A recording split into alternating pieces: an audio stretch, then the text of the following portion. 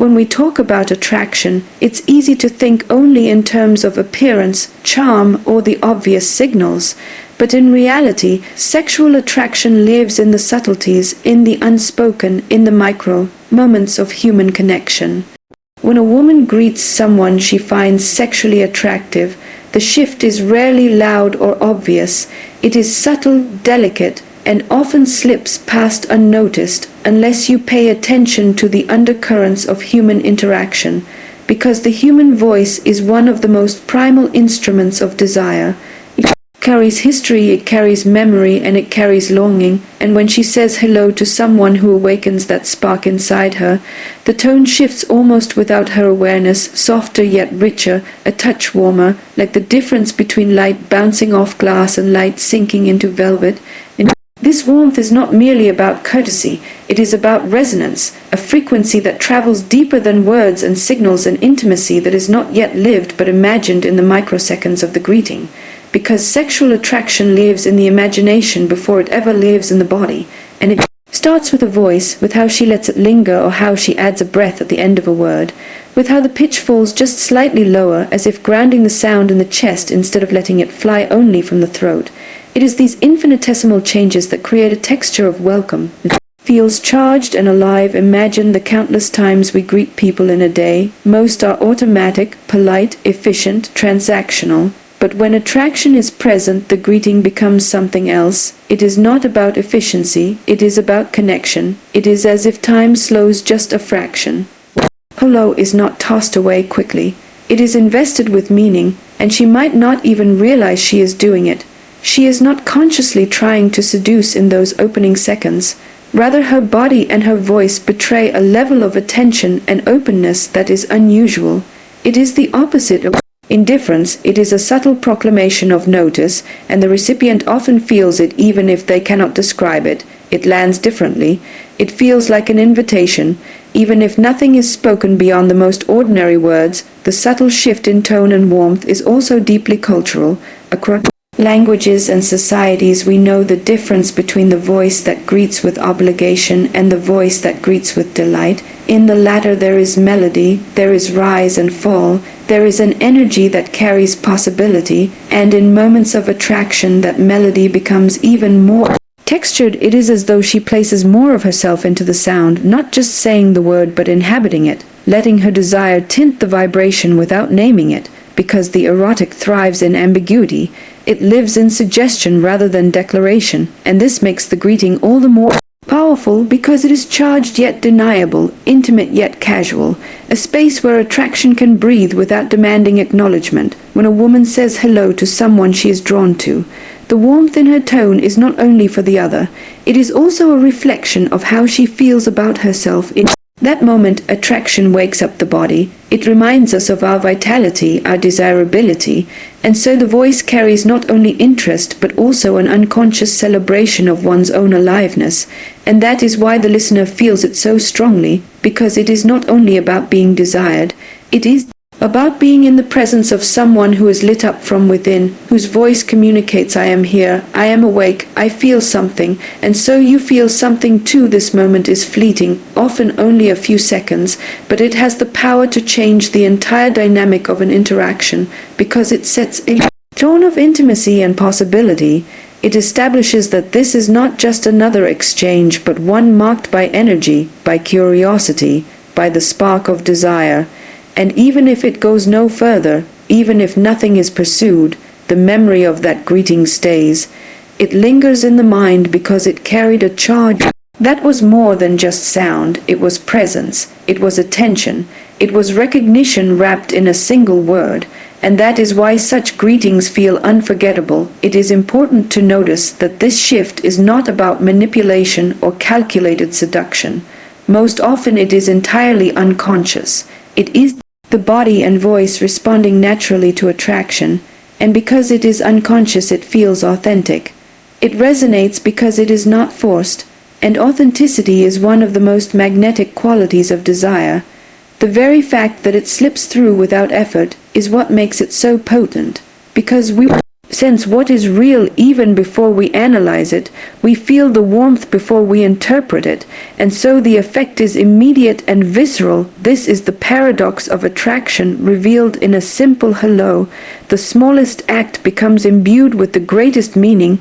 The everyday is transformed into something extraordinary, and it reminds us that intimacy does not always announce itself loudly. It whispers, it hums, it shows up in tone, in warmth, in the way a word is carried, and if we listen closely we begin to understand that the human voice has always been one of the clearest mirrors of desire, of longing, of connection waiting to unfold.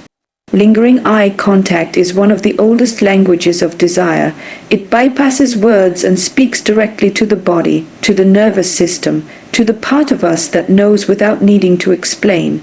And when a woman greets someone she finds sexually attractive, her eyes reveal more than her lips will ever say, because in those extra seconds, that pause that holds just a fraction longer than necessary, she is both acknowledging and concealing her attraction. She is testing the space between what is allowed and what is possible, and in that subtle act lies a universe of meaning, for attraction thrives in tension, in the space where we do not name but we still signal, where we do not confess but we still hint. And the eyes are the perfect carriers of that ambiguity. The difference between polite eye contact and lingering eye contact is immense. Polite eye contact fulfills a social function. It acknowledges presence, it checks the box of civility, but lingering eye contact invests. It places attention deliberately. It refuses to move away at the first opportunity. It creates a pocket of intimacy that feels private even in a public setting. And it is in that intimacy where desire breathes, because the eyes do not only see, they also invite, they hold. They pull the other closer without a single movement, and this pull is not imagined. It is biological. Studies have shown that prolonged eye contact releases oxytocin, the bonding hormone, and raises levels of arousal. So when she lingers, it is not only a social gesture, it is a bodily response, one that the recipient feels even if they cannot put words to it. The lingering quality is important, because it is not about staring, it is not about force or intensity, it is about just enough to be noticed, just enough to feel the difference, and this balance is what makes it erotic, because the erotic lives in nuance, in the almost, in the not quite said. The eye contact that lasts too long becomes uncomfortable. The eye contact that ends too quickly becomes dismissive, but the one that lingers just a breath longer than usual creates the electricity of possibility.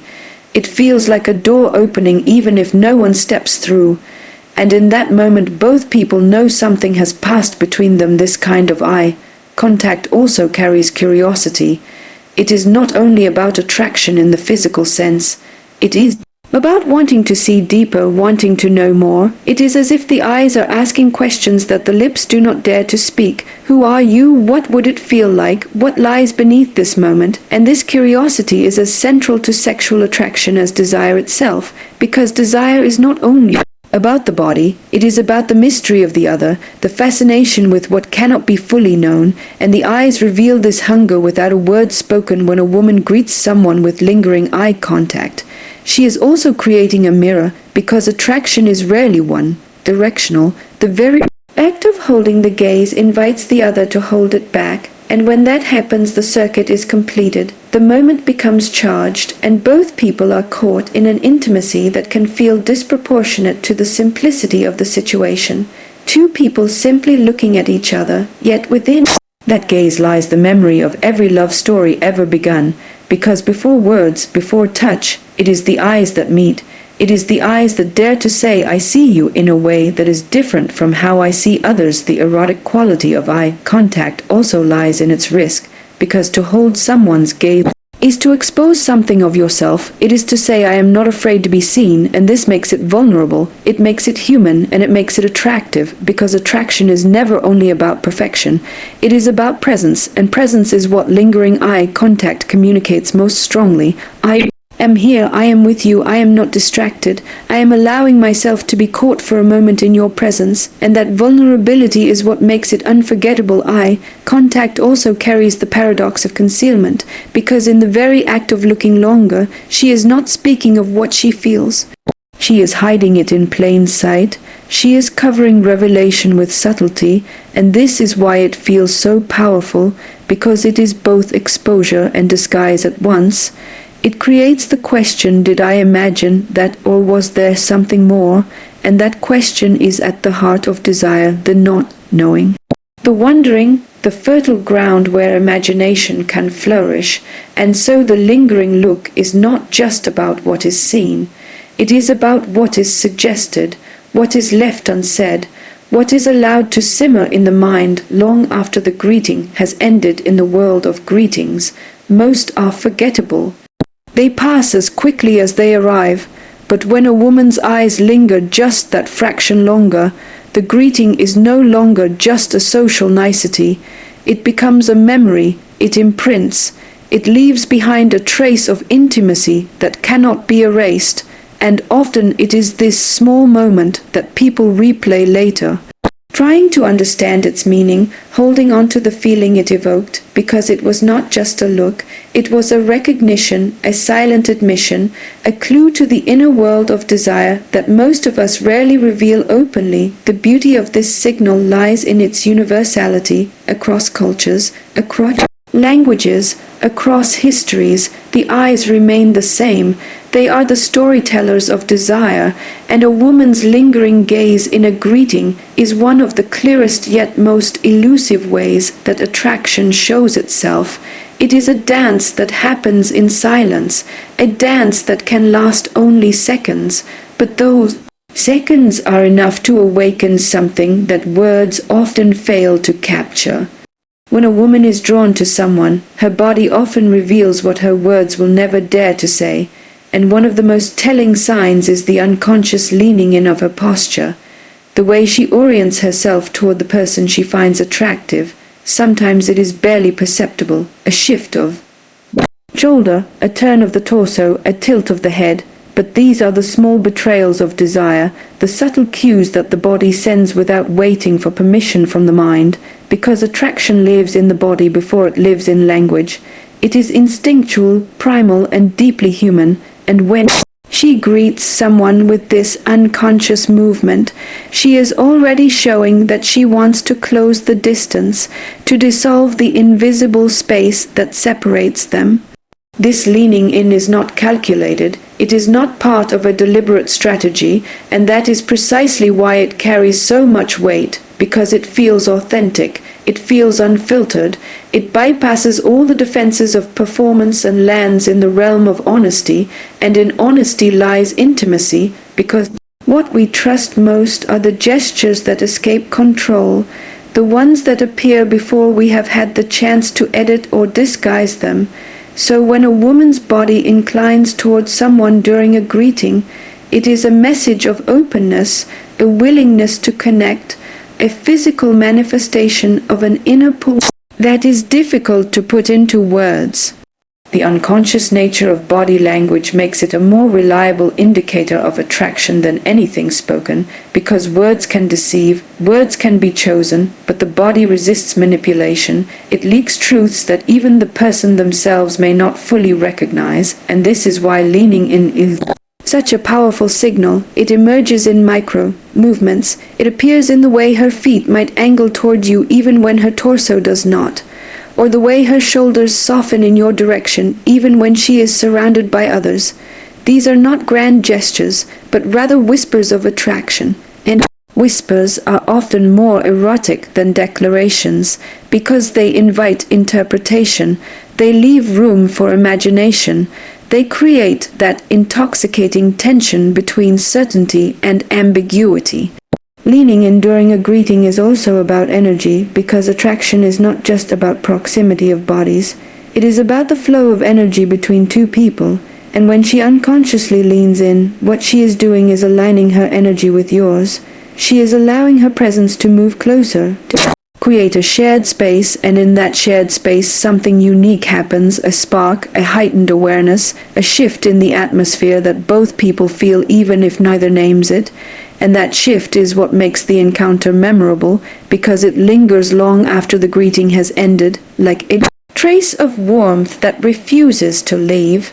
This leaning in does not always mean physical closeness in the obvious sense. Sometimes it shows itself in subtle synchrony, the way she mirrors your movements, the way her laughter tilts her forward just slightly, the way her curiosity pulls her into your orbit. These small gestures signal desire without announcing it, and that is what makes them so potent, because the erotic thrives in the unspoken, in the almost invisible gestures that pass beneath the radar of conscious thought yet register deeply in the body of the other.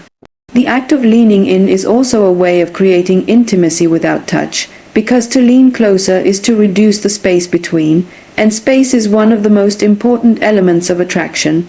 Too much of it creates distance, too little creates discomfort, but just the right amount of reduction, just the right amount of leaning in, creates a delicious tension, a closeness that feels intentional even if it is unconscious, and that tension is often more powerful than physical contact itself, because it awakens the imagination.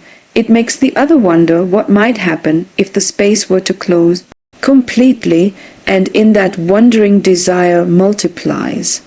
Leaning in is also a sign of attentiveness. It communicates not only attraction but also presence, because when someone inclines toward you, they are saying without words, I am interested, I am invested in this moment, I am not distracted, I am here with you, and that sense of presence is deeply attractive, because we all crave to be the object of undivided attention, to feel that someone's body is speaking the language of focus and care.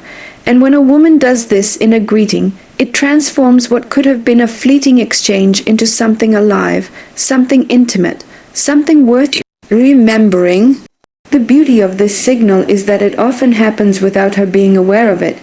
She might later think back on the greeting and remember nothing unusual, yet to the person who received it, the leaning in was unmistakable.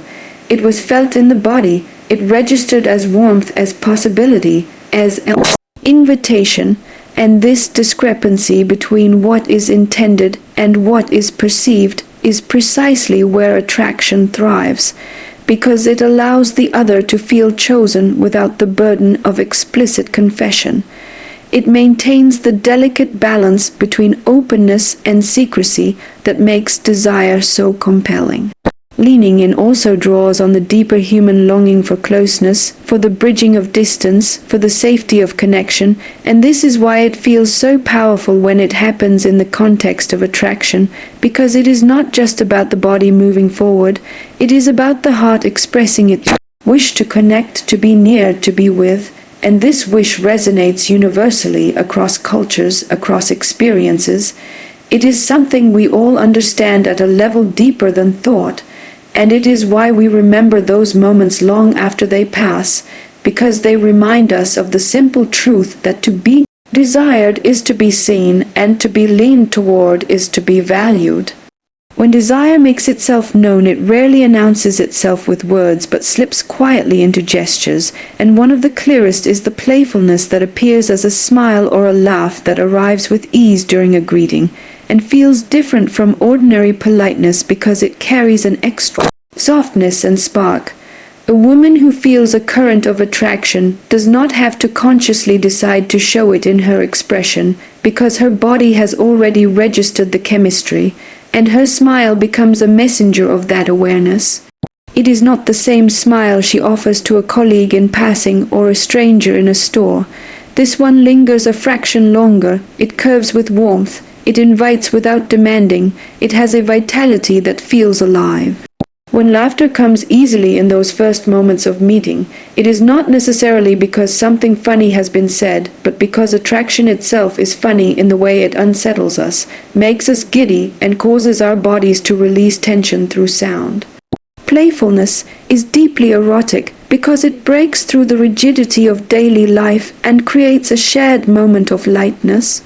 When someone greets you with a playful tone, a glimmer in the eyes, or a teasing comment, What they are really doing is signaling availability for connection beyond formality. It is a kind of coded language where humor becomes intimacy in disguise. This is why many people describe laughter as one of the most intimate forms of communication, because it requires a loosening of defenses and a willingness to be moved by another person.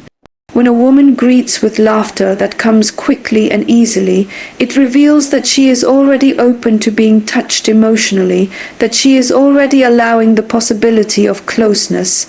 The difference between an obligatory smile and a playful one is energy. An obligatory smile has edges. It is short, polite, and disappears as quickly as it came. A playful smile, on the other hand, glows. It creates warmth in the air. It draws you in and makes you feel like you are part of something slightly conspiratorial. The moment becomes a secret shared between two people in the midst of a crowded world. This is why even the smallest playful gestures can carry the weight of attraction, because they speak to the longing we all have for recognition, for intimacy, for the spark of feeling chosen. Playfulness in a greeting also awakens curiosity. It makes the other person wonder why they are being welcomed in this particular way, why the smile feels different, why the laugh feels freer. This wondering is powerful because attraction thrives not in certainty but in tension, in the spaces between what is said and what is withheld. The playful smile leaves questions hanging in the air, and those questions ignite imagination. Desire grows when imagination is allowed to wander and fill the gaps. This is why so many relationships begin with a single smile remembered long after the moment, because the smile was not just an expression but an invitation to possibility. There is also something childlike in playfulness that makes it especially magnetic. It connects us back to a time when connection was effortless and unburdened by fear or performance. When a woman greets with a playful laugh, she is, in a sense, stepping out of the seriousness of adulthood and entering a more spontaneous space. That spontaneity is contagious. It encourages the other person to let go of their guard as well, to meet her in that lighter energy. It is in this shared play that attraction flourishes because it feels safe and exciting at once. Playfulness is not only about joy, but also about intimacy, because it requires trust to be playful with someone. Even in the first moments of meeting, a playful greeting suggests that she already feels a level of ease, that she is comfortable enough to allow her guard to drop slightly. This comfort does not come from logic but from chemistry, from that unspoken recognition that passes between bodies before it ever passes through words. In that sense, playfulness is both a symptom of attraction and a catalyst for it. It reveals what is already present and simultaneously deepens it. There is another element in playfulness that makes it especially compelling in greetings, and that is vulnerability. To be playful is to risk not being taken seriously, to risk being misunderstood, to show a lighter side that may not always be reciprocated. Yet it is precisely this risk that makes it powerful. When a woman allows herself to greet playfully, she is showing that she is willing to step into uncertainty, to expose a small part of her desire in a way that feels safe yet revealing. This vulnerability is deeply attractive because it signals courage, it signals authenticity, it signals a willingness to let the encounter be more than routine. In every culture, smiles and laughter are universally recognized, but their meanings shift depending on context. In the context of attraction, they carry undertones of intimacy, of invitation, of warmth. They are like passwords into a private world. The playful greeting says without words, "I see you differently from the others around us." It carves out a private space even in public, and that private space becomes the foundation for desire to grow. Playfulness is also memorable. Long after the greeting, it stays in the mind because it was not neutral. It stood out, it left a mark. People remember not just what was said, but how they felt in those first moments, and a playful smile or laugh makes them feel wanted, intriguing, alive. This memory can become the seed that grows into longing, replaying itself in the mind again and again, strengthening the bond even before it is formed. So when a greeting carries playfulness, when a woman's smile arrives with warmth and her laugh comes easily, it is not merely politeness. It is a subtle signal of attraction, a way of leaning closer without moving, a way of saying I am open without speaking. It is the body and the heart collaborating to reveal what words may not yet dare to express.